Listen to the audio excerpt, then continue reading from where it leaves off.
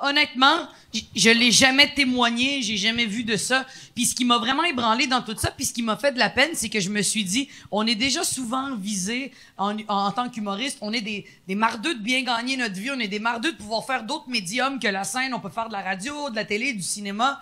Puis je me dis, encore une fois, ça tombe sur nous, tu sais, un peu comme Louis C.K. quand c'est arrivé. C'est de shit à travers le monde, c'est fini. C'est fini. C'est ça qui est fou, c'est que c'est quand c'est fini, puis tu fais « Oh, mais je l'aimais tellement! » Puis c'est fini. Surtout quand c'est le même métier que le tien. C'est super égoïste de la façon que je l'explique, mais tu fais « Ça reste un viol, puis c'est horrible, mais tu fais « Ah, c'est tombé sur nous encore! » Louis, il a jamais violé personne. Non, il s'est juste crossé dans une loge plusieurs fois. Ça, il est-tu revenu? Mais il s'était pas crossé dans une loge. Il est comme en train de faire un drôle de comeback. Je vais sonner comme si...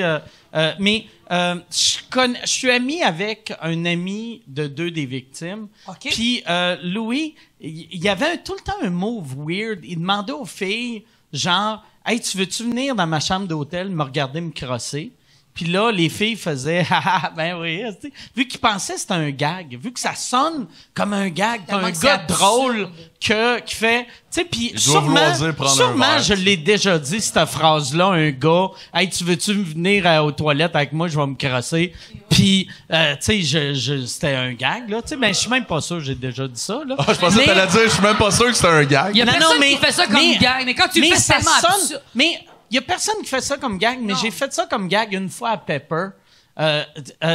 Pepper, la première fois que j'ai rencontré Mathieu Pepper, il était avec moi au festival d'Abitibi. J'ai dit, hey, tu veux-tu aller boire dans ma chambre? On est monté dans ma chambre d'hôtel, on buvait. Puis là, c'était au début du MeToo. C'était dans les débuts du MeToo. Fait que là, je regarde juste Pepper, il fallait que j'aille pisser, puis j'ai juste dit à Pepper, je rouvre la porte de la chambre, puis je fais, tu veux-tu me regarder prendre un bain? Puis il est parti à rire. Je suis parti à rire. Puis je suis allé pisser. Puis je suis revenu. Puis on a bu. C'est parce que il sait que t'es pas assez fucked up pour que ce soit ça. Après, je me suis dit, asti, si en fermant la porte pour aller pisser, lui, il avait fait tabarnak, Mike Ward va me violer. Puis il s'était sauvé.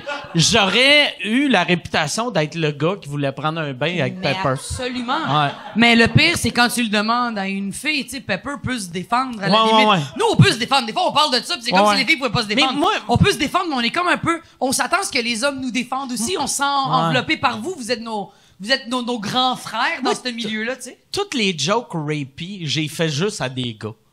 Juste pour que ça soit clair que c'est un gag. Tu sais, je ferais jamais une joke à une fille de rentrer un doigt dans le cul, mais à un gars tout le temps. En fait, tout ce que tu me disais, c'était toutes des jokes.